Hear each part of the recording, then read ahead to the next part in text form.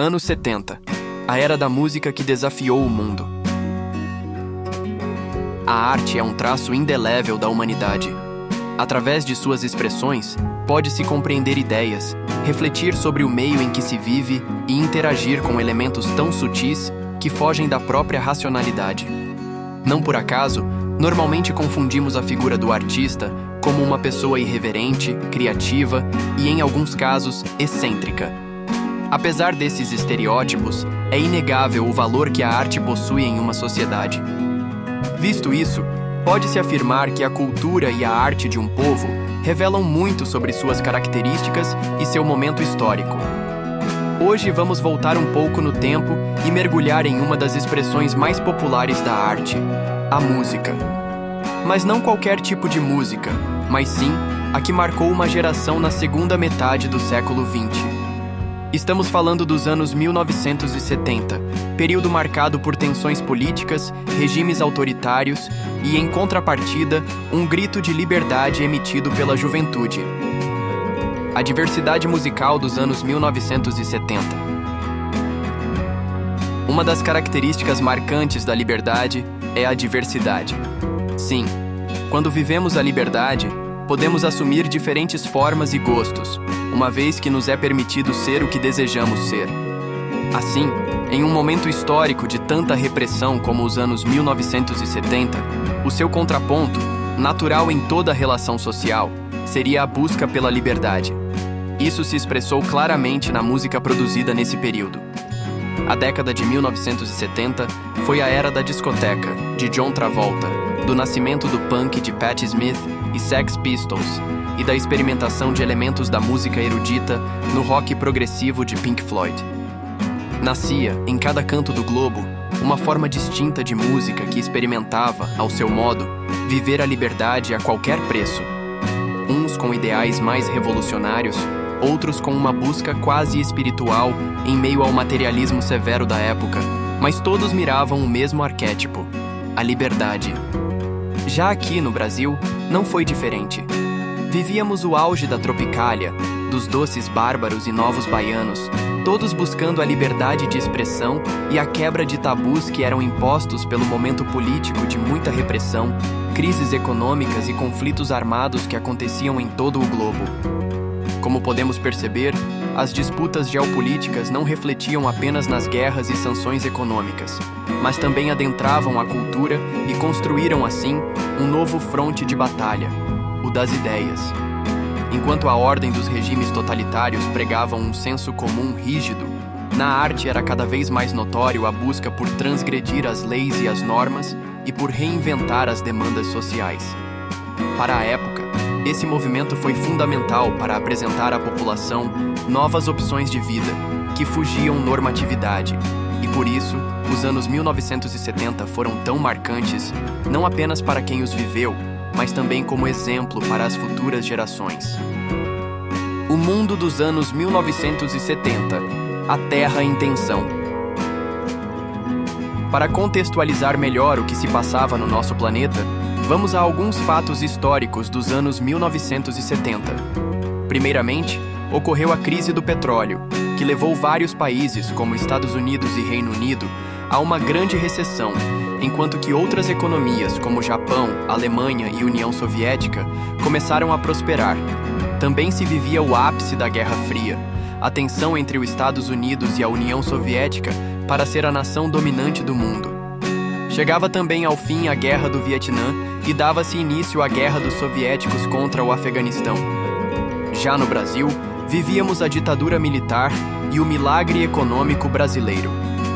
Nos anos 1970, também vimos o surgimento de diversas ditaduras inspiradas nesse modelo em toda a América Latina, que montavam um cenário de excesso de segurança, conservadorismo e pouca liberdade mundo afora. Os anos 1970 em músicas. Frente a esse contexto histórico, o início da década viu o surgimento de muitos estilos musicais, no pop, no rock, nas experimentações como o jazz, o folk, o blues e rock psicodélico, incluindo artistas como The Carpenters, James Taylor, Stevie Wonder e The Temptations. A incorporação de instrumentos de música erudita ao rock clássico, que já havia se iniciado nos anos 60, se consolidou no início dos anos 70, no que ficou conhecido como rock progressivo, do qual os grandes destaques são Pink Floyd, John Lennon, Genesis e Yes.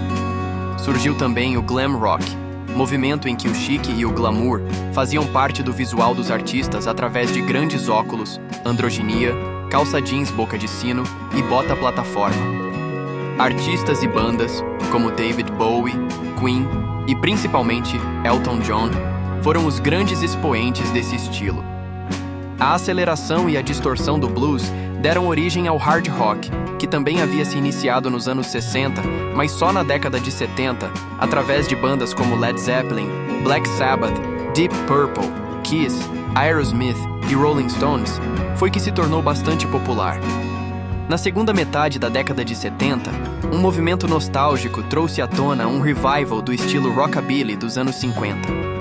A série de TV Happy Days e o filme Grease também simbolizam essa tendência, cujo seu principal representante, de grande fama e repercussão mundial, Elvis Presley, morreu em 1977, no auge da carreira. Foi a época também da disco music, em que tudo acabava nas pistas de dança, e o verbo travoltear tornou-se internacionalmente conjugado, trazido pelo filme Os Embalos de Sábado à Noite, estrelado por John Travolta. Este fenômeno trouxe um novo balanço para a música pop, assim como gênios da música eletrônica, cujo maior expoente da época, a rainha das discotecas, foi Donna Summer.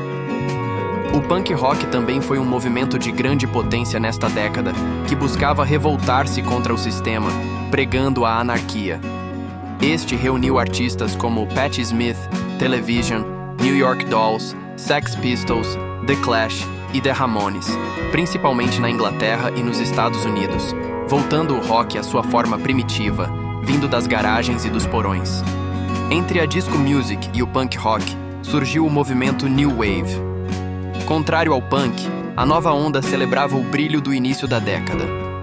Algumas vezes a New Wave chegou até a flertar com a disco music através da banda Blondie, que trouxe o hit disco Heart of Glass. Na música pop, imperava o ritmo em detrimento das letras. Importava mais o balanço, o que propiciou a aparição de dezenas de grupos e estrelas de sucesso fulminante, porém, com um rápido desaparecimento. O efêmero e o descartável foram campeões em todas as paradas de sucesso, ganhando notoriedade somente nos seus 15 minutos de fama. No pop, Michael Jackson lançou seus primeiros 4 álbuns em carreira solo, e os Beatles, depois de 7 anos, se separaram, iniciando suas carreiras solos bem-sucedidas. No Brasil, estávamos vivendo a censura do regime militar e, portanto, os movimentos musicais refletiram bastante este momento histórico. Destaque para os trabalhos de O Terço, Rita Lee em Tutti Frutti e a banda baiana Doces Bárbaros, idealizada por Maria Bethânia, Gilberto Gil, Gal Costa e Caetano Veloso. Não esquecendo do movimento dos Novos Baianos, que marcou o movimento da contracultura. Explorando outros universos da música brasileira, surgia uma nova geração influenciada pelos consagrados músicos dos festivais da década de 60, como Belchior, Gonzaguinha, Djavan e Ivan Lins. A discoteca e o pop dançante nas terras tupiniquins serviram de base para uma geração de ídolos populares tidos como exuberantes e, por vezes, até pornográficos, como Sidney Magal, Gretchen, entre outros.